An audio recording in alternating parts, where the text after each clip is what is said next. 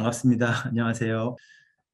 지난 시간에 이어서 이제 오늘은 왕양명이라고 하는 사람으로 대표되는 이제 양명학, 이제 양명학에서 말하는 핵심적인 얘기가 뭔가 시간이 이렇게 생각보다 되게 짧더라고요. 지난 시간에 해보니까. 그래서 긴 얘기를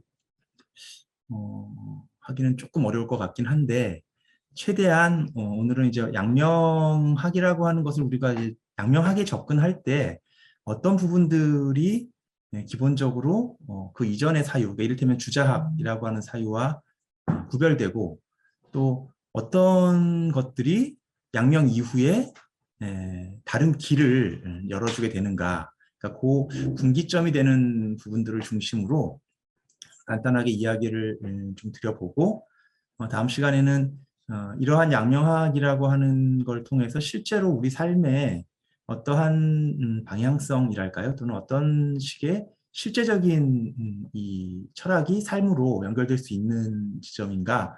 이런 부분들을 좀 더 구체적으로 얘기해 보면 좋을 것 같습니다. 오늘 주제는 이제 마음밖에는 아무것도 없다. 이제 오늘 이 주제로 두 번째 강의를 이제 할 거고요.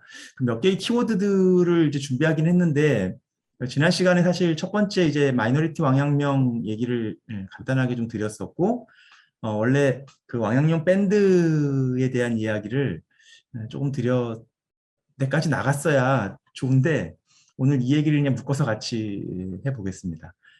제가 왕양명이라고 하는 인물 자체에 대해서도 굉장히 많은 매력을 느끼고 있긴 한데 그 중에 하나는 양명학이 굉장히 집단적 지성으로 이루어져 있다라고 하는 측면에도 굉장히 이제 제가 좀 매력을 느끼거든요. 물론 이제 양명학이라고 하는 학문은 왕양명이라고 하는 아주 큰 스승이라고 하는 사람을 중심으로 그 사람의 학문을 기본적으로 전제하고 펼쳐지는 학문 세계 일반을 이제 가리키는 말이기는 하지만 이 학문이 이루어지는 바탕에는 절대적으로 사실 왕양명이라고 하는 인물과 같이 이 동시대를 살고 또 그 이후에 왕양명의 학문을 같이 공부하기로 마음먹은 이 타자로서의 제자들, 후배이면서 스승이기도 하고 동시대를 넘어서 후대 또는 그 다음 세대까지 연결되는 이 학문의 어떤 그 연결성들에 있습니다. 그러니까 사실 어떤 학문이 다음 세대로 이어진다라고 하는 것이 뭐 어떻게 보면 되게 당연한 얘기처럼 들리지만 지난 시간에도 잠깐 말씀드렸던 것처럼 왕양명의 학문은 스승의 학문 안에서 자기의 영토를 만들어내는 학문이 아니라 스승으로부터 촉발된 이 자리가 출발점이 되는 학문이고 그럼으로써 열심히 스승을 배운다라고 하는 말이 성립하는 곳은 스승으로부터 지금 자기의 현재, 자기의 현실을 가장 극적인 방식으로 현실에서 열어젖히는 방식. 이게 양명의 학문을 가장 잘 배운 후배 또는 제자라고 할 수 있거든요. 그런 점에서 우리가 보통 이제 스승과 제자라고 하는 관계에서 묶이는 것보다 훨씬 더 이 제자들이 스승과의 관계에서 보여주는 역동성이라고 할까 이런 것들이 아주 다이내믹합니다. 그래서 이 양명학을 제가 보면서 그 전습록이라는 책을 보면서 아주 크게 감동했던 그 부분 중에 하나가 주자의 책을 읽을 때에는 주자 선생님이라고 하는 어마어마한 큰 스승이기 때문에 보통 그 주자 선생님의 글을 기록하는 제자들의 말이 사실상 그 표정이 없어요, 제자들이. 그러니까 스승의 말씀을 기록하는 기록자로 등장합니다. 좀 심하게 얘기하면. 그러니까 거기에도 기록한 제자들의 이름이 있기도 하고 스승님께 묻는 내용과 스승님의 이 답변의 형식으로 텍스트는 이루어져 있지만 스승님이 짧게 질문하고 스승님이 이제 길게 답변을 하시고 나면 그냥 끝이에요. 그러니까 일종의 그게 모범 답안을 말씀해 주신 것 같은 느낌? 거기에는 뭐 더 이상 토를 달 수 없는 이런 약간의 그 엄숙함? 이런 것들이 강합니다. 그리고 아마 우리가 유학이라는 학문에 대해서 갖는 유학의 사제지간, 이 관계에 대해서 갖는 이미지도 아마 그런 이미지이지 않을까 싶어요. 굉장히 위계가 철저하고 뭐 스승과 제자 또는 위와 아래 뭐 이런 것들의 분별이 굉장히 강한 어떤 이런 학문으로 유학을 이해하는 데에는 주작의 학문이 갖고 있는 굉장히 방대하고 굉장히 큰 사유를 갖고 있음에도 불구하고 사실 어떤 위계들이 분명히 존재하는 그런 학문 구조하고도 관련이 있을 것 같은데요. 이 전습록을 읽다 보면 제자들의 표정들이 살아나요. 그러니까 전습록이라는 텍스트를 읽으면 그 텍스트를 기록한 제자들의 이름만 전하는 게 아니라 지금 그 선생님과 나누고 있는 이야기를 나누고 있는 이 강의의 현장들이 보인다는 거예요. 무슨 말이냐면 제자는 어떤 질문을 하고 스승님은 어떤 대답을 하는데 대답으로 끝나는 게 아니라 대답이 끝나고 나면 뭐 이를테면 함께 있던 사람들이 모두 뛸 듯이 기뻐했다라든지 이런 말들이 뒤에 들어있어요. 뭐 질문을 뭐 선생님의 대답을 들으면서 뭐 모골이 송연했다라든지 뭐 누구는 뭐 크게 식은땀을 흘렸다라든지 이런 식의 얘기들이 그러니까 이게 단순히 전습록이라고 하는 이 텍스트는 스승의 말씀의 내용의 가르침이 있다기보다는 스승님이라고 하는 이 관계, 스승과 제자라고 하는 관계, 그리고 배우고 묻고 하는 이 물음의 현장이라고 하는 것 자체가 자신들에게 굉장히 큰 공부였다라고 하는 것을 기록자들이 암암리에 그런 방식으로 남겨놨다는 거죠. 즉, 그 현장에 있었던 그 환호작약하는 분위기, 너무 선생님의 말씀이 날카로워서 갑자기 폐부를 찔린 듯한 어떤 서늘함, 뭐 갑자기 큰 깨달음이 온 것 같은 어떤 황홀함, 이런 장면들이 자신들의 공부에 너무너무 중요한 이 모습들이었던 거죠. 그래서 그 책들을 기록한 여러 제자들이 자기가 몸담고 있는, 자기가 지금 이야기를 나누고 있는 스승과의 관계나 스승과의 자리가 하나의 굉장히 좋은 이 공부의 배경인 것처럼 설명해 놓는 것. 이런 것은 다른 유학 텍스트들과 비교했을 때 굉장히 특징적인 거라고 생각이 되고 이런 텍스트와 비교될 수 있는 이 강하게 현장이 드러나는 텍스트는 제가 보기엔 논어 정도가 유일하지 않나 싶을 정도입니다.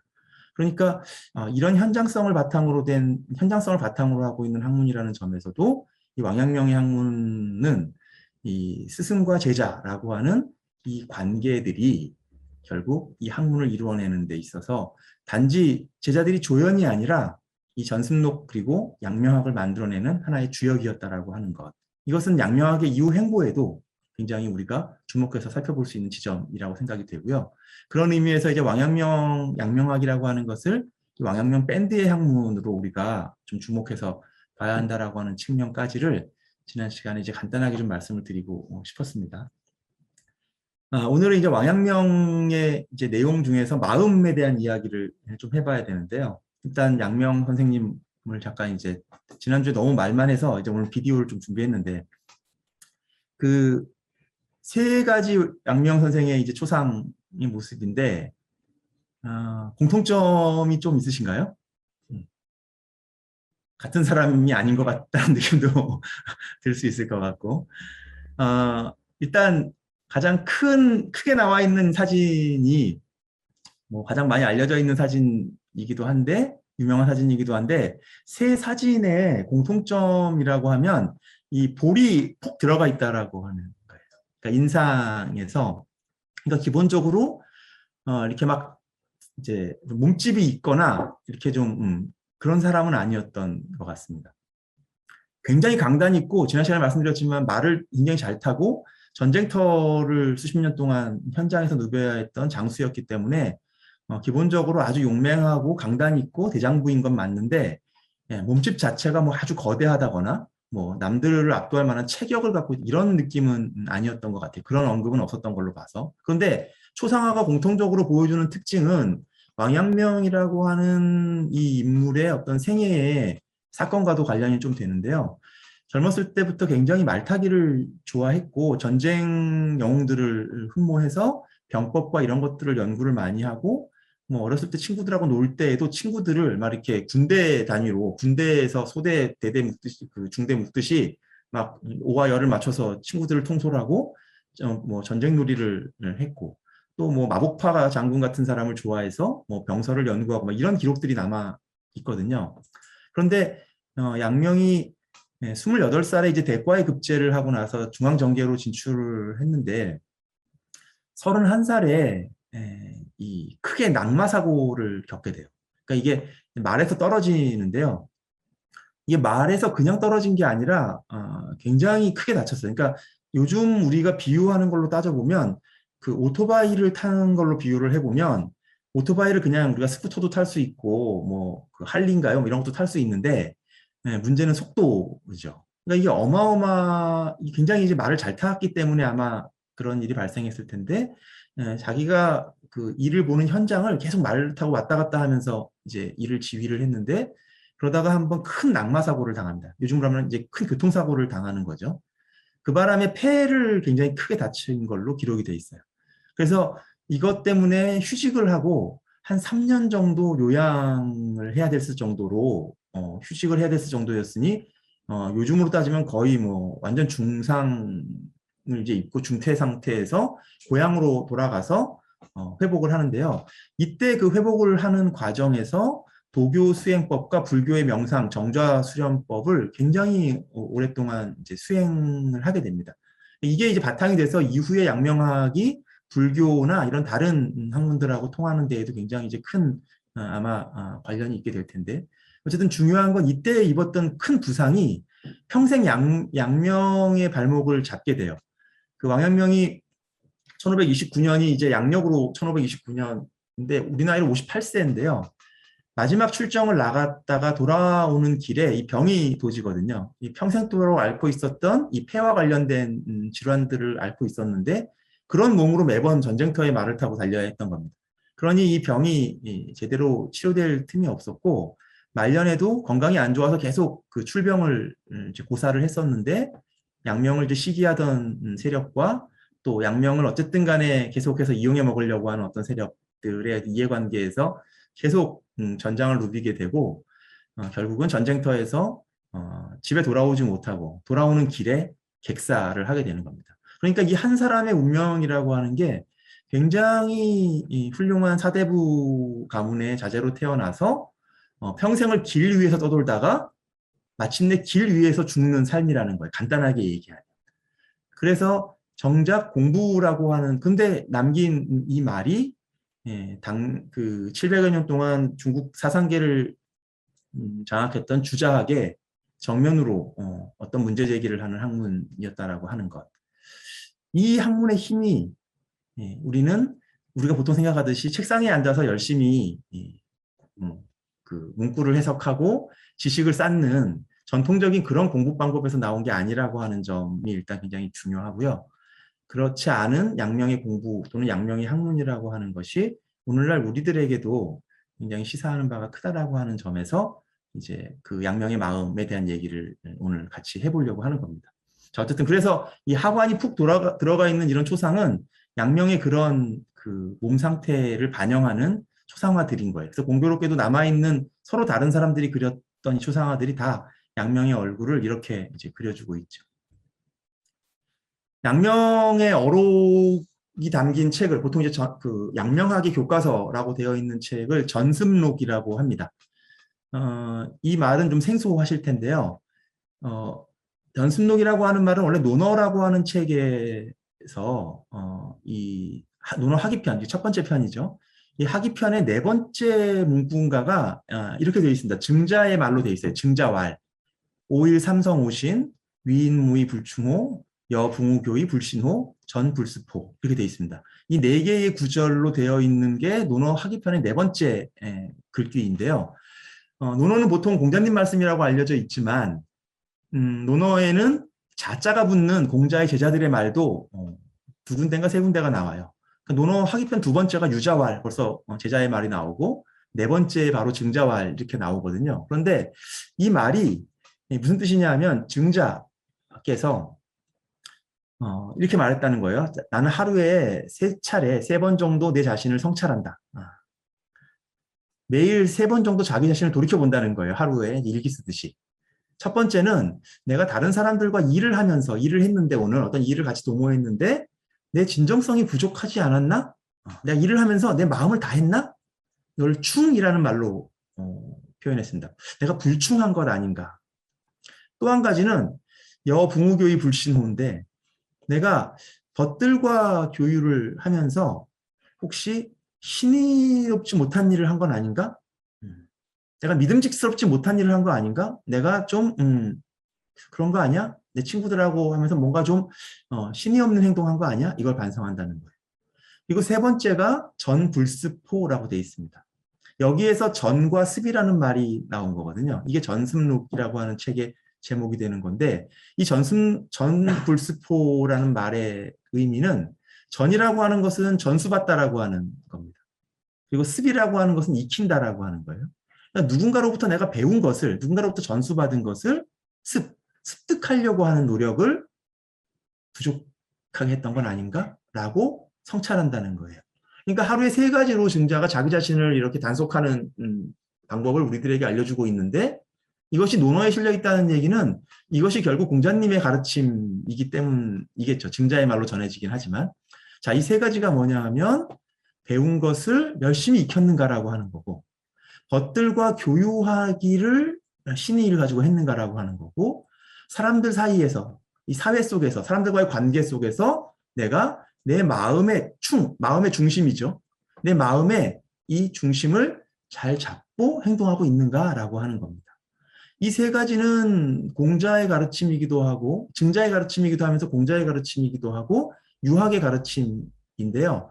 이 중에서도 전습록이라고 하는 이 책은 양명의 제자들이 스승님의 말씀을 기록하면서 자신들의 텍스트에 붙인 제목인데 전과 습을 따왔다는 겁니다.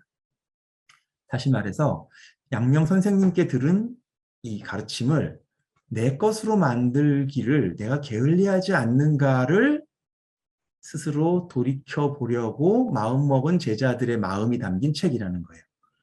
그래서 양명학은 제목에서도 알 수 있지만 스승의 말씀뿐만이 아니라 이것을 내 것으로 만들겠다라고 내 것으로 충분히 습득했는가라고 하는 것을 노력하는 제자들의 마음이 들어있는 거예요.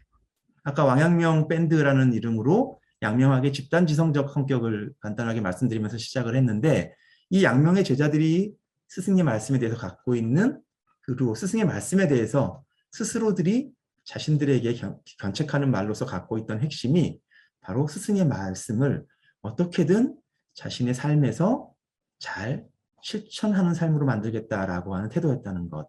이것을 바탕으로 전습록이라는 책이 만들어집니다.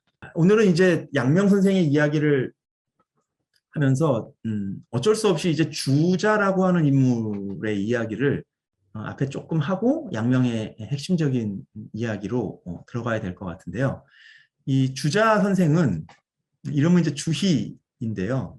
1130년에서 1200년까지 사셨습니다. 그러니까 12세기를 대표하는 이 동아시아 지성의 최고 어른인데요. 왜 주희 선생의 이 얘기를 하냐 하면 양명학을 가장 간단하게 이야기할 수 있는 방법이 이 주자하고의 대비를 통해서인 것 같아요. 그러니까 양명학의 개념 자체로도 충분히 물론 설명이 가능하긴 한데 그걸 얘기하려면 유학의 전제들을 우리가 좀 알아야 되거든요. 그런데 이제 그 전제들을 다 우리가 살필 수는 없기 때문에 가장 핵심이 되는 내용으로부터 양명의 문제의식이 어떤 것을 기반으로 해서 어디에서 출발했는가라고 하는 것을 확인하는 가장 이제 그 구별될 수 있는 핵심 중에 하나로 이 주희의 이야기를 가지고 좀 살펴보면 좋을 것 같습니다. 여기 인용되어 있는 주희의 요 글은 경물치지 보망장이라고 하는 글이에요. 내용은 그 제목은 중요하긴 합니다만 꼭 기억해 두실 필요는 없고요. 이 글의 내용을 간단하게 한번 살펴볼게요. 이게 처음 읽어서는 이제 아직 이런 동아시아 텍스트들이 익숙하지 않으신 분들은 읽는 것 자체가 내용 파악하고는 무관할 수 있습니다. 그냥 들어봐 주세요. 이른바 치지가 경물에 있다는 것은 알매 이르는 것이 물에 나아가 그 이치를 탐구하고자 하는 데 있음을 말한다. 대개 사람 마음의 신령함은 알 수 없는 게 없고 천하 사물에는 이치가 없는 게 없다. 다만 이치에 있어서 미처 다 탐구하지 못한 게 있기에 그에 대한 알미 부진해지는 것이다. 이런 까닭에 대학, 큰 배움의 가르침을 시작할 때는 반드시 배우는 이로 하여금 천하의 사물에 대해 이미 자신이 알고 있는 이치에 따라 더욱 그것을 탐구하게끔 했다. 그 궁극적인 것에 이르기를 구하는 일이 오래도록 힘쓰다 보면 어느 순간 활연관통하게 된다. 그렇게 되면 천하의 사물들, 무사물들의 겉과 속은 물론 거칠고 정밀한 데까지 이르지 못함이 없고 내 마음의 오롯한 본체와 큰 작용에 대해 명확해지지 않는 게 없다. 이것을 물격이라 하는데 이것은 알미 이루어진 것을 말한다. 자, 이게 이제 주자 선생이 남긴 어떤 이제 글입니다. 경물치지 보망장이라고 하는. 자, 이 글에서 한 가지만 이제 확인을 해두면 됩니다. 진한 글씨로 밑줄을 그어놨는데 주자의 생각에 어떤 부분이 양명학에서 가장 크게 문제가 되느냐? 사람 마음의 신령함은 알 수 없는 게 없고 천하 사물에는 이치가 없는 게 없다. 저 부분입니다. 저 부분 중에서도 뒷부분이에요. 특히. 천하 사물에는 이치가 있다. 이게 주자학의 기본 구도예요. 자, 요것만 일단 잘 기억해 두시면 됩니다. 주자가 왜 그렇게 동아시아 사상사에서 유명한가? 주자의 학문이 왜 그렇게 넘사벽이 됐는가? 그 이론의 구조가 굉장히 합리적이고 굉장히 촘촘하게 되어 있거든요. 그런데 그 이론의 체계 중에 하나가 저겁니다. 천하의 사물들에는 저마다 이치가 있다는 겁니다. 컴퓨터에는 컴퓨터의 이치가 있고 마이크에는 마이크의 이치가 있고 책에는 책의 이치가 있고 펜에는 펜의 이치가 있고 이렇게 각각 저마다 자기 이치가 있기 때문에 즉 이치가 다르기 때문에 다른 존재인 거예요. 이게 이치가 같으면 우리는 이것도 마이크라고 부르고 얘도 마이크라고 부르겠죠. 이치가 같으면. 그러니까 주자의 생각은 오늘날 우리가 생각하는 가장 어떤 점에서 보자면 합리적이라고 생각되고 우리가 긍정할 만한 어떤 상식적인 선에서의 이 세계 이해의 전제들을 가지고 있습니다. 그런데 이제 주자의 학문이 이런 구조를 갖고 있다 보니까 주자의 학문에서는 어떻게 배움을 설정하게 되냐 하면 그 다음 문장을 한번 보시면 다만 이치에 있어서 미처 다 탐구하지 못한 게 있는 거예요, 우리가. 그러니까 세상에 존재하는 것들은 저마다 다 자기 이치를 가지고 있는데 우리는 세상에 이치를 아는 것도 있고 모르는 것도 있잖아요. 주자는 이것을 뭐라고 이야기했냐면 사람은 알 수 없는 게 없는데 모르는 게 있는 이유는 아직 알 만큼 연구하지 않았기 때문이야. 이렇게 얘기를 하는 겁니다. 간단하죠. 그러니까 사람은 세상을 다 이해할 수 있어.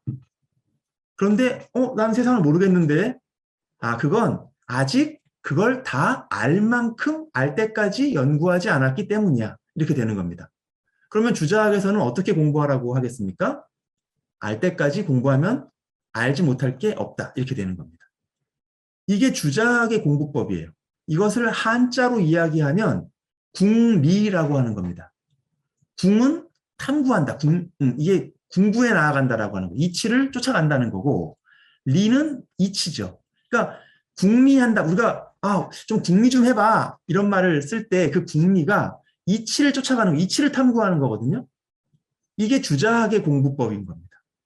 주자학의 공부는 궁리하는 거예요.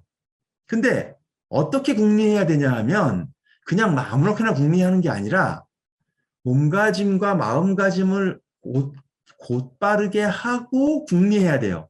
이것을 거경이라고 하는 거예요. 경건함에 거처하게 만든다는 거예요. 거경궁리라는 말이 있어요. 이게 퇴계 선생이 주자학을 받아들여서 가장 핵심화한 태제라고 할 수 있거든요.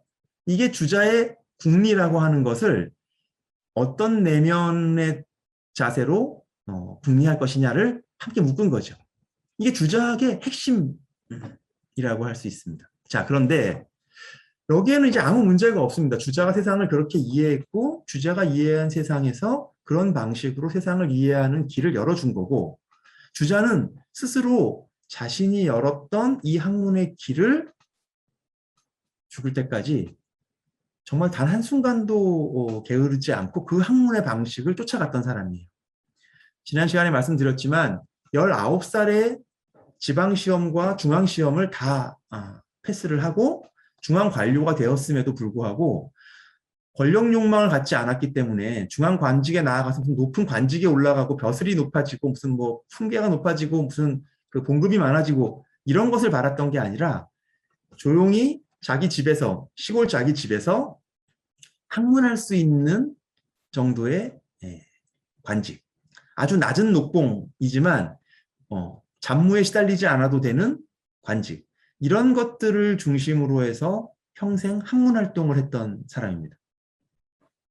53년 동안 주자가 학문 활동을 했는데 그 학문 활동 동안 자기 앞 세대에 있었던 선배들의 주요 작업들을 다 정리정돈하고 길을 만들고 분류하고 카테고리를 붙이는 이런 학문을 한 겁니다. 주자학은 어떤 학문이냐 하면 그냥 아주 좀 번박하게 이야기하면 주자 이전의 학문들을 캐비넷들에다가 넣어준 거예요. 그러니까 그 앞에 했던 어떤 선배의 어떤 이론 또는 어떤 얘기들이 어떤 캐비넷에 들어가야 되는가라고 하는 것을 분류해 주는 겁니다. 이것을 학문적인 용어로 이야기하면 주석 작업을 했다고 얘기를 하는 거예요. 그러니까 앞선 선배들의 이 주석 작업을 정리해서 재주석화 작업을 하는 거죠. 어떤 텍스트들에게 주석 작업을 했냐 하면 논어, 맹자, 대학, 중용, 우리가 보통 잘 아는 사서 같은 책들 또는 뭐 주역이라든지 이런 경전류의 책들, 이런 책들의 이 주석들을 쓸데없는 주석들은 버리고 중복되는 주석들은 모으고 그리고 아직 뜻이 채 밝혀지지 않은 대목의 주석들에 대해서는 본인이 조금 더 상세한 보충을 달아서 주석을 첨가하고 이런 방식으로 기존의 학문들을 보다 명료하고 명쾌하게 길을 내고 그 의미들을 더 잘 이해할 수 있는 방식의 이 길잡이 노릇을 해준 겁니다. 왜? 이게 주자가 생각하는 학문이었기 때문에 그래요. 각각의 이치들을 하나씩 하나씩 탐구해서 그 이치가 어떤 것이다라고 하는 것까지 나아가는데 길을 내주고 또 길을 내주고 하는 겁니다.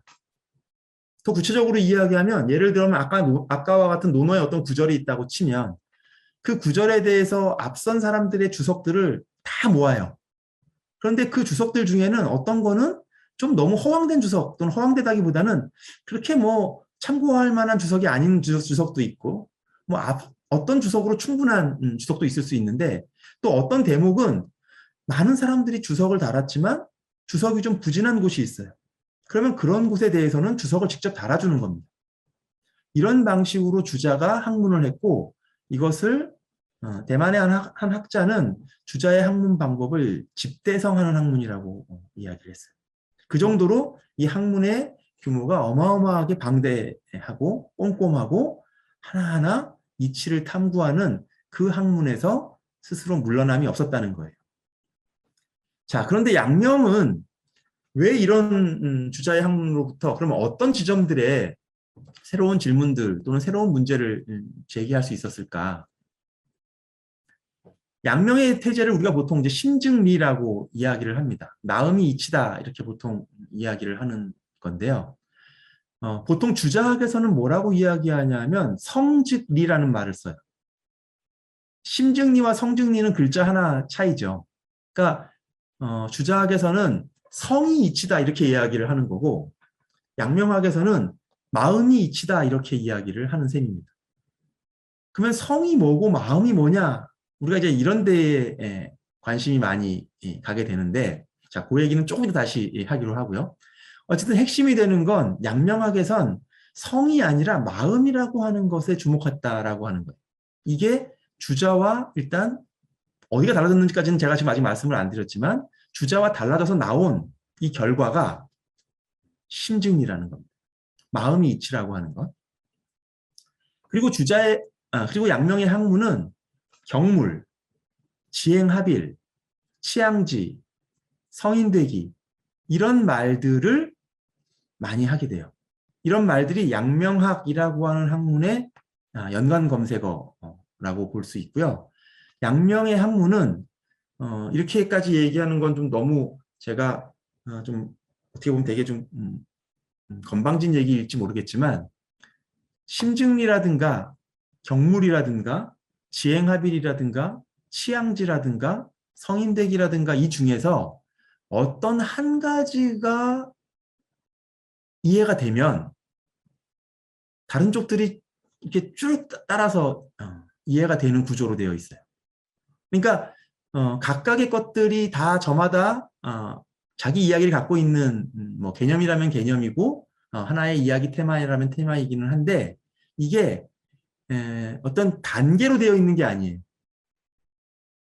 어떤 장에서는 경물이라고 하는 말이 훨씬 더 잘 이해될 수가 있고 어떤 장에서는 지행합일이라고 하는 테마로 이야기할 때 훨씬 더 잘 이해될 수가 있습니다. 다시 말하면 어떤 사람은 경물 이야기를 할 때 뭔가 필이 꽂힐 수가 있고요. 어떤 사람은 지행합일 얘기하면 본인의 경험이나 어떤 이런 걸로 뭔가 더 이해가 잘 될 수가 있어요. 이런 방식으로 각자 저마다 자기와 연관되는 어떤 코드들이 조금 다를 수 있는데 어떤 코드를 밟고 접속하더라도 그 코드를 접속하는 순간 사실은 양명학 전체와 연결되게 되는 방식 같은 것. 이게 양명학의 특이점이라면 특이점입니다. 참고로 주자는 아까 계속 그 어마어마한 주석 작업을 통했다고 했잖아요. 그 과정을 통해서 주자가 우리들에게 해준 그 작업의 형식은 뭐냐 하면 학문을 하는 사람들이 길을 잃을까봐 엄청난 주자의 그 자비심, 측은지심이 굉장히 섬세하게 여러 계단들을 놔줬어요, 우리들한테.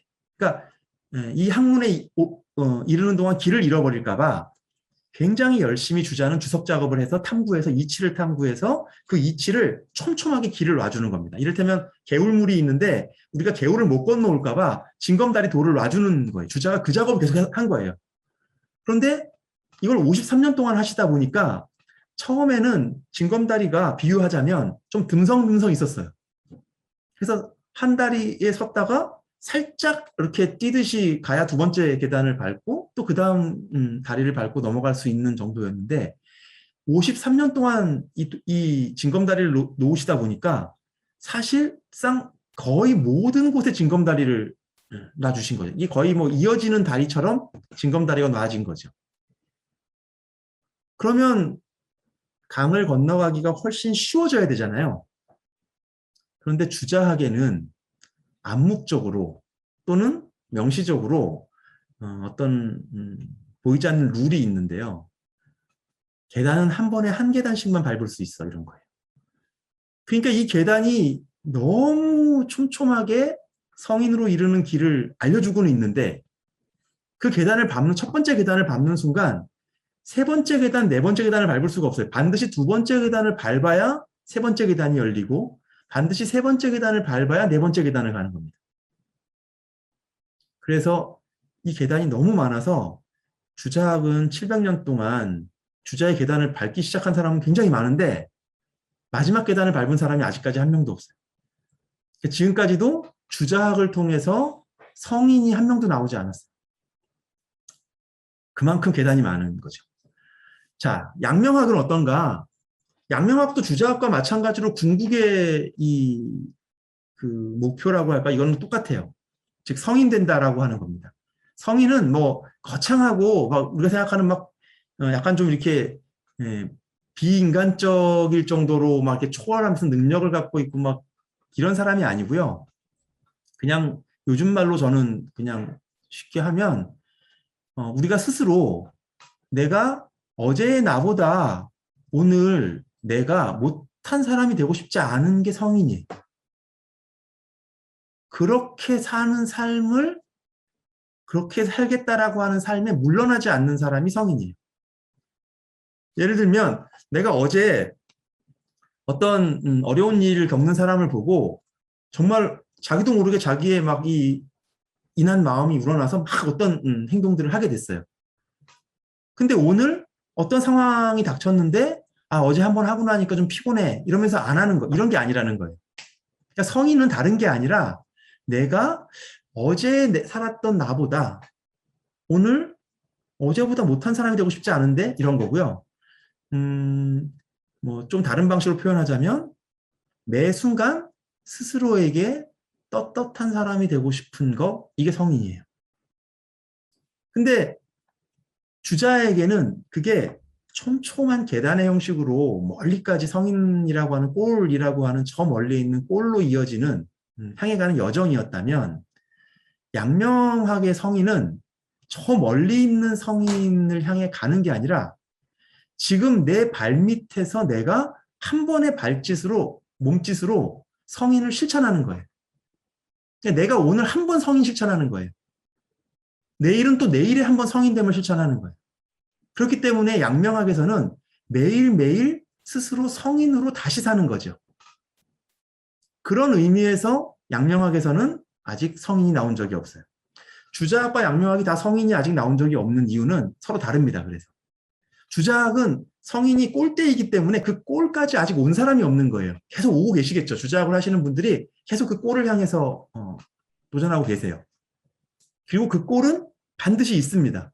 그리고 그 꼴대까지 가는 그 끝까지 가는 계단들도 다 놓여져 있어요. 다만 아직 가지 못한 거예요. 하지만 양명학은 지금 내가 성인됨을 행한 것이 궁극의 성인됨이 아닌 거죠. 왜? 내가 아직 살아있는 한 나는 내일의 성인됨, 모레의 성인됨을 계속 아직 지금 성인됨의 길 위에 있는 거예요. 그러니까 나는 지금 이 순간 성인됨이기도 하지만 사실 매 순간 아직 성인됨이라고 하는 것에서 스스로 물러날 마음이 없다라는 점에서 여전히 성인되기는 현재형으로 남아있는 겁니다. 그런 의미에서 양명학에서 성인됨을 실천하는 사람들이 스스로를 성인이라고 자부할 수 없어요. 그런 의미에서 양명학에서도 성인은 나올 수가 없게 되는 거죠. 자, 어쨌든 이런 식으로 경물, 지행합일, 취향지, 뭐 성인 또는 심증리라고 하는 이 말들을 어느 것 하나에서 조금 더 관심이 생기는 부분이 있으면 그 말을 잘 붙잡고 쫓아가 보면 거기에서 나의 성인됨의 길을 열 수 있다. 이게 양명학의 기본 구도라는 겁니다.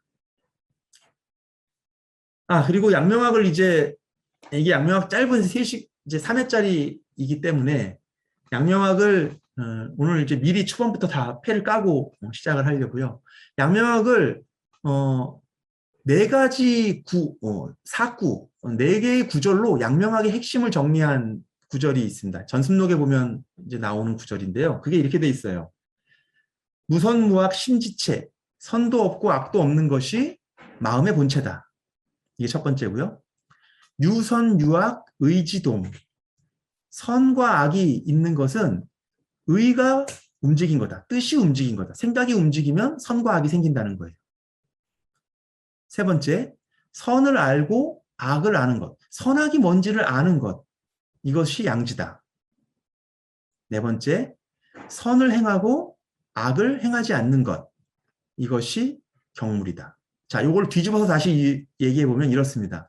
마음의 본체는, 자, 사람은 누구나 다 마음을 가지고 있는데요. 마음으로 존재하는데 이 마음의 본체에는 선악이 없다는 거예요.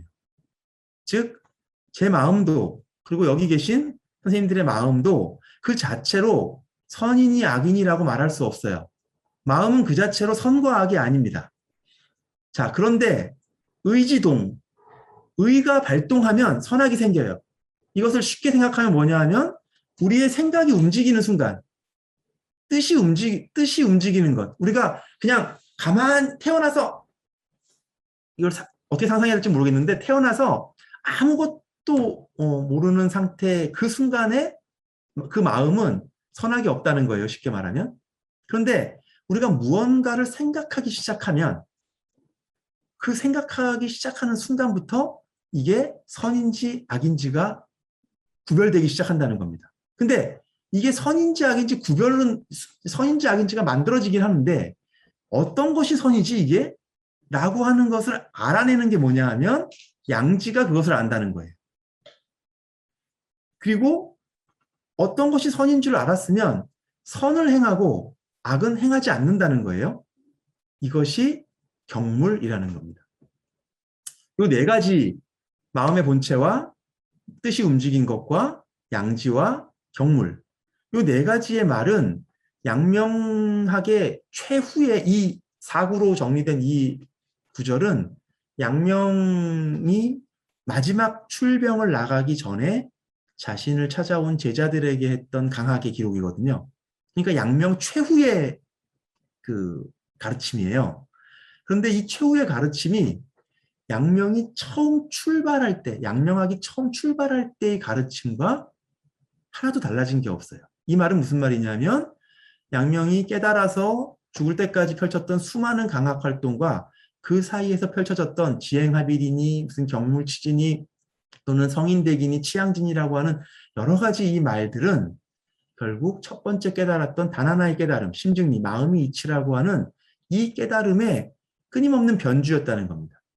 그래서 어느 쪽을 깨달아도 어느 쪽을 만나 들어와도 양명학을 만나는 것에는 전혀 부족함이 없다라고 하는 걸 다시 한번 말씀을 드릴 수 있고요. 자, 오늘은 이제 경물치지와 지행합의를 볼 텐데, 경물치지는 아까 주희의 글에서 제가 얘기했던 그게 경물치지 보망장이라고 하는 글이었는데, 보망이라고 하는 건 무슨 뜻이냐 하면 사라진 것을 기워 넣었다라는 뜻이에요. 그러니까 경물치지에 대해서 세상에 없어진 경물치지에 대한 이야기가 세상에 없는데 주자가 스스로 경물치지에 대한 이야기를 내가 써서 기워 넣었다. 그게 아까 경물치지 보망장인데요. 이 경물치지라는 말은 어디에서 나오냐 하면 대학이라는 책에 나오는 말입니다. 이 대학이라는 책은 유학의 기본 교과서인 사서라고 하는 책의 하나예요. 유학의 사서가 논어, 맹자, 대학, 중용이라고 하는 네 개의 책을 사서가 말 그대로 이제 네 권의 책이니까 사서라고 하는데 이 사서 중에서 대학이라는 책이 있어요. 이 책은 유학을 공부하는 사람들에게는 가장 기본적인 교과서에 해당되는 이 책인데 이 대학이라는 책 안에 이런 말이 있어요. 이런 말들은 지금 제가 하는 말들은 기억하려고 하시지 말고 제가 지금 경물치지를 뽑아내기 위해서 지금 이 말들로 돌아가는 겁니다. 자, 유학에는 사서가 있고 사서 안에는 대학이라는 책이 있고 대학이라는 책 안에는 삼강령과 팔조목이라고 하는 두 개의 세트가 있는데 그 중에 팔조목이라고 하는 것을 한번 볼게요. 경물, 치지, 성의, 정심, 수신, 제가, 치국, 평천하. 수신, 제가, 치국, 평천하는 우리가 좀 듣던 말이잖아요. 그게 바로 이 대학이라는 책의 이 8조목이라고 하는 것 중에 네 가지였던 겁니다. 내 몸을 닦는 것, 수신, 제가, 집안을 가지런하게 잘 다스리는 것, 나라를 다스리는 것, 치국, 천하를 평정하는 것, 평천하. 수신, 제가, 치국, 평천하는 대학 8조목 중에서 네 가지고요. 그런데 양명학과 주자학에서 핵심이 되는 부분은 오히려 그 앞에 부분입니다. 경물, 치지, 성의, 정심. 자, 이 중에서 방금 전에 사구교라고 하는 걸 우리가 봤잖아요. 그 사구교를 한번 잠깐 떠올려 보면 이런 겁니다. 마음의 본체는 선도 없고 악도 없다 그랬죠? 여기 정심의 심입니다. 그리고 뜻이 움직이면 선과 악이 생긴다 그랬죠? 여기 성의입니다. 그리고 선과 악이 생겨난 것 중에서 어떤 게 선이고 어떤 게 악인지를 아는 것이 양지라 그랬죠? 그것이 여기에 치지의 이치입니다. 선과 악을 알았으면 선을 행하고 악을 행하지 않는다 그랬죠. 그것이 경물이라 그랬죠. 그게 경물입니다. 그러니까 양명학의 핵심은 양명학의 마지막 최후 종지로 제가 나왔던 사구가 결국 대학이라는 책의 8조목 4개를 설명하고 있는 거예요. 왜 대학이라는 책의 8조목 4개를 설명했느냐? 이 8조목을 설명하는 데 있어서 가장 출발이 되는 경물이라고 하는 이 경물과 치지라고 하는 요 부분에 대한 설명이 주자가 살았던 시대, 양명이 살았던 시대까지 어떻게 하는 것이 경물이고 무엇이 경물이고 어떻게 하는 것이 치지고 무엇이 치지인가를 알려주는 사람이 없었어요. 아까 주자라는 사람이 무슨 학문을 했다 그랬죠? 선배들의 학문들을 잘 캐비넷화 시켰다, 범주화 시켰다 그랬잖아요. 주석을 모아서 주석들을 정리하고 뜻을 분명히 밝혔다 그랬잖아요. 그런데 대학이라는 책에 대해서 주자가 열심히 주석 작업을 했는데 명명덕, 친민, 지어지선, 뭐 평천하, 치국, 제가, 수신, 정심, 성의에 대해서는 주석 작업들이 잘 되어 있어요. 그래서 그 주석 작업들을 정리하니까 내용을 이해할 수가 있었어요. 그런데 주자가 아까 1130년에서 1200년 사람인데 12세기가 될 때까지 주자가 당시에 주자 같은 학자가 찾아볼 수 있는 그 어마어마한 자료들의 세계 안에서 대학의 8조목 중에 경물과 치지에 대한 설명이 석연한 게 없었다는 거예요. 주자가 생각하기에 이게 경물이구나, 이게 치지구나라는 것을 이해할 수 있을 만한 믿을 만한 주석이 없었다는 거예요. 이게 생각보다 굉장히 놀라운 사건이에요. 왜? 1200년 주자가 12세기 사람이니까 공자로부터 따지면 한 1700여 년 정도, 1500년, 1700여 년 정도 동안 경물과 치지에 대해서 제대로 알고 이야기한 사람이 아무도 없었다는 뜻이니까요. 근데 이게 이유가 있겠죠. 아무도 제대로 알지 못했다는 얘기는 그만큼 꼭 알아야 될 문제가 아니었기 때문일 수도 있고, 그만큼 중요하지 않아서 사람들이 관심을 안 가졌을 수도 있겠죠. 그런데 주자는 그렇다고 생각한 게 아니에요. 경물과 치지는 다른 어떤 것보다도 중요해요. 그런데 왜 이게 얘기가 되지 않았는가? 이것이 책이 전해지는 과정에서 경물과 치지에 대한 애초의 설명 부분이 전해지는 과정에서 사라졌다는 거예요. 옛날에는 책이 두루마기로 되어 있었거든요. 죽간, 대나무 조각에다가 글을 써서 가죽끈을 모아서 이거를 죽간의 형식으로 책을 만들었습니다. 그래서 두루마리를 펴서 책을 보고 다시 두루마리를 말아서 책을 보존하는 형식이었어요. 그런데 이게 책을 펴고 접고 또 보관 상태가 오래되다 보면 가죽끈이 삭아서 끊어지거든요. 그러면 책을 펴면 이게 순서가 섞이기도 하고 또 이동하는 과정에서 쪼가리 한두 개가 사라져 버리면 내용이 사라져 버리는 거예요. 주자는 대학의 원판본이 활자로 기록되는 과정에 있던 그 시기에 경물과 치지에 대한 설명이 사라졌다라고 생각을 했어요. 왜? 다른 설명들은 다 자세하게 돼 있고 너무 잘 돼 있는데 경물과 치지에 대한 설명만 없으니까. 대학이라는 책 안에 딴 설명들은 다 있는데 경물과 치지에 대한 생각만 없었기 때문에. 그래서 주자가 아까 그 경물치지 보망장을 직접 쓴 거예요. 경물치지를 어떻게 하는지를 사람들이 모르기 때문에 공부를 할 수가 없구나라는 거예요. 이게 그 말씀을 안 드렸는데 대학의 8조목이라고 하는 건 뭐냐 하면 공부를 해나가는 8개의 방법이에요. 경물부터 시작해가지고 치지하고 성의, 정심, 수신하고 나면 즉 수신, 몸을 닦고 나라, 그 집안을 가지런하게 하고 나라를 다스리고 천하를 평안하게 하는 것으로 학문이 나아가는 방향이거든요. 그래서 이것을 주자의 입장에서는 경물과 치지를 누구보다도 분명하게 밝혀야 했어요. 아까 주자의 학문의 특징이 한 계단 한 계단씩 가는 거라 그랬잖아요. 경물과 치지가 없이 성의와 정심으로 갈 수가 없다고요. 그런데 주자가 보기에 성의, 정심, 수신, 제가, 치국, 평천하의 내용이 너무 좋고 이 내용에 따른다면 경물, 치지만 해결이 되면 대학이라고 하는 이 어마어마한 책의 내용을 완전하게 이해할 수 있을 것이라고 생각을 했어요. 그리고 주자에게 이 학문의 작업이 무엇보다도 소중했던 이유는 또는 이 학문에 그렇게 주자가 매달린 이유는 주자가 이 대학에 대한 주석을 20대 후반에 처음 이 발상에 대한 이야기를 하고 죽기 사흘 전까지 이 대학의 주석을 또다시 수정을 하거든요. 평생을 걸쳐가지고 주자가 이 대학을 수정해요. 그러니까 다른 작업들도 물론 계속 하면서 이 대학이라는 책을 끝까지 수정했다는 얘기예요.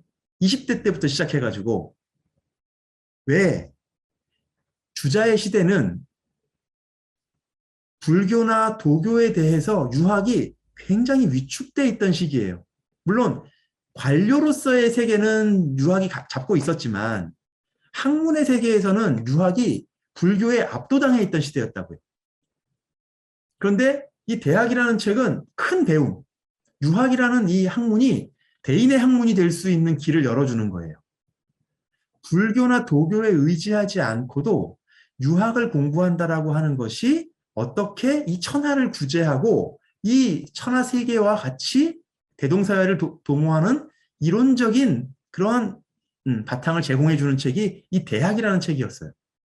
이 대학이라는 책만 잘 해결이 되면 그동안 결정적인 순간마다 불교라든지 도교에 매달려서 배움을 구하러 다녀야 했던 그런 것으로부터 해결될 수 있을 것이라고 생각을 했던 거죠.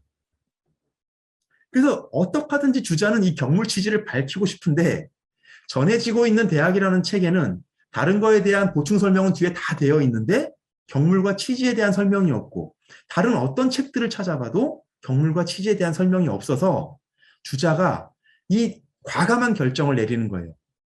아무리 찾아봐도 경물과 취지를 알 수가 없으니 그러면 내가 한번 써볼까? 이게 어마어마한 사상사적 사건이에요. 이게 지금 이를테면 경전급에 해당되는 어떤 텍스트를 최초로 지금 주자가 손을 대서 해석하고 있는 셈인 거죠.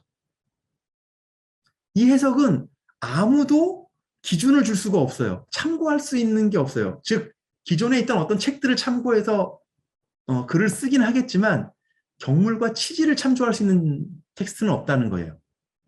다시 말해서 주자의 경물 취지가 경물 취지에 대한 원본인 겁니다. 그게 아까 우리가 잠깐 봤던 그 내용이에요. 주자는 경물 취지를 뭐라고 봤냐 하면 격물, 각각의 사물들의 격, 이른다, 나아간다는 거예요.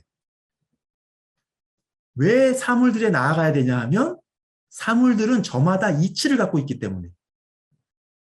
그래서 사물들에 나아가서 그 이치를 탐구하는 데까지 이르러야 된다. 이게 주자의 핵심이에요. 그게 경물이라는 거예요. 다시 말해서 주자는 경물을 뭐라고 해석했냐 하면 물에 이른다, 물에 나아간다, 사물에 나아간다라고 했어요. 사물에 나아가야 되는 이유는 사물이 갖고 있는 저마다의 이치를 탐구하기 위해서.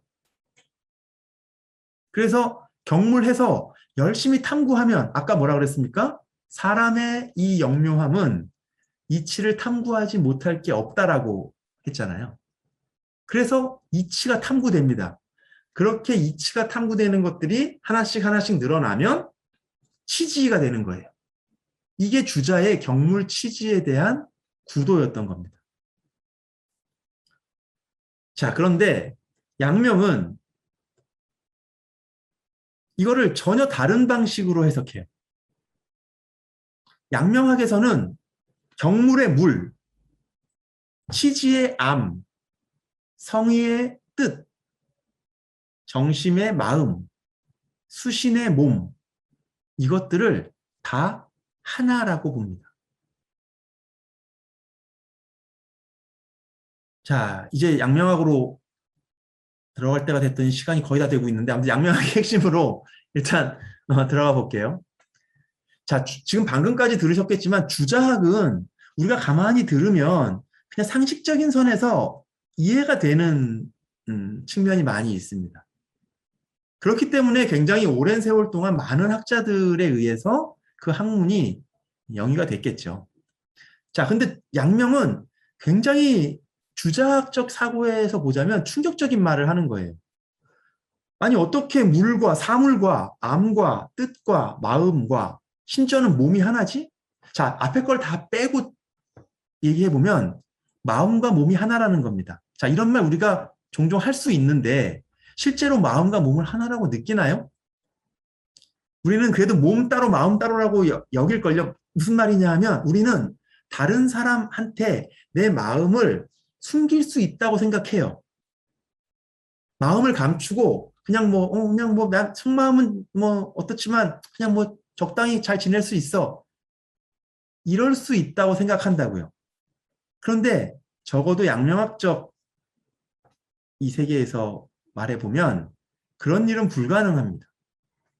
왜? 마음과 몸은 하나거든요.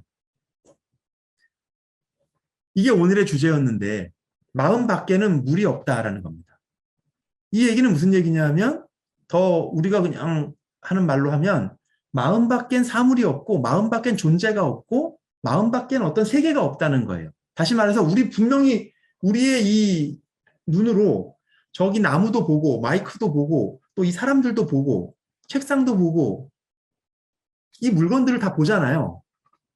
이렇게 내 마음 밖에 다 있다고 우리는 생각을 하는데 양명에 따르면 이것들이 다 우리의 마음 밖에 있는 것이 아니라는 얘기예요. 그러니 양명의 얘기가 당대 주자학적인 사유를 갖고 있는 사람들 세계에 굉장히 특이하게 느껴졌을 것은 틀림이 없죠. 지금 우리도 이런 얘기를 들으면 저게 무슨 얘기지? 라고 솔깃하게 되니까. 마음밖에 물이 없다라는 얘기를 가장 잘 보여주고 있는 일화가 하나 있습니다. 전순록 275조목에 나오는 대목인데요. 이렇게 되어 있습니다. 선생께서 남진지방을 유람하실 때 한 친구가 바위 가운데 피어있는 꽃나무를 가리키며 물었다. 서로 이제 길을 가다가 길가에서 꽃을 하나 본 거예요. 선생께서는 마음밖에 사물이 없다고 하셨는데 깊은 산속에 이렇게 자기 혼자 피었다 지는 이 꽃이 내 마음과 무슨 상관이 있습니까? 이게 우리 마음, 우리가 지금 물어보고 싶은 얘기죠. 선생께서 말씀하셨다. 그대가 이 꽃을 보지 못했을 때, 즉 우리가 지금 이 꽃을 만나기 전까지 이 꽃과 그대의 마음은 함께 고요했다. 귀어적이라고 되어 있어요. 정막 속에 있었다는 거예요. 지금 그대가 이 꽃을 본 이 순간, 이 꽃의 안색이, 이 꽃의 모양과 갖가지 이제 이 꽃에 대한 모든 것이 일시에 명백히 일어났다. 따라서 이 꽃은 그대의 마음 밖에 있지 않음을 알 수 있다. 무슨 말인지 아시겠나요? 자, 양명이 부정하고 있는 건 우리가 지금 눈으로 보고 듣고 만질 수 있는 이 세계의 존재를 부정하는 게 아니에요.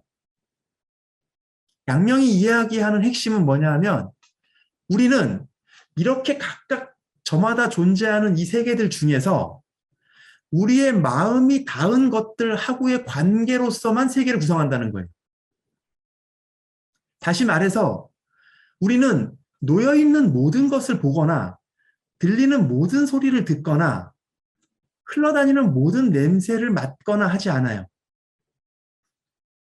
우리는 어떤 것을 보고 어떤 것을 듣게 되고 어떤 것을 감촉하게 돼요. 세계라고 하는 것이 우리에게 똑같이 주어지고 세계라고 하는 것을 똑같이 만나는 게 아니라는 거예요. 저마다 이 세계에 어떤 방식으로 이 세계를 만나는 거예요. 여기까지 무슨 말인지 이해가 되시죠? 우리는 눈, 코, 귀, 입, 몸을 가지고 있는데 이걸로 각자 저마다 이 우주를 자기의 우주로 만나는 거예요. 언제부터 언제까지? 온 생애 전체가 그것으로밖에 없다는 거예요. 그렇게만 우리는 세계를 마주친다는 겁니다. 이 얘기의 핵심은 뭐냐? 이게 바로 심, 즉, 리라는 거예요. 내 마음이 바로 이 우주다라는 거예요. 이 얘기는 무슨 얘기냐면 이 우주에 있는 모든 사건, 사고, 모든 사물과의 관계에서 이치는 나와 분리되어 존재할 수가 없다라고 하는 얘기예요. 좀 더 우리가 익숙한 방식으로 얘기하면 우리가 살아가는 거는 우리가 살고 움직이고 실천하는 거는 전부 내 마음 분리되지 않는 장 위에서 실천된다는 거예요.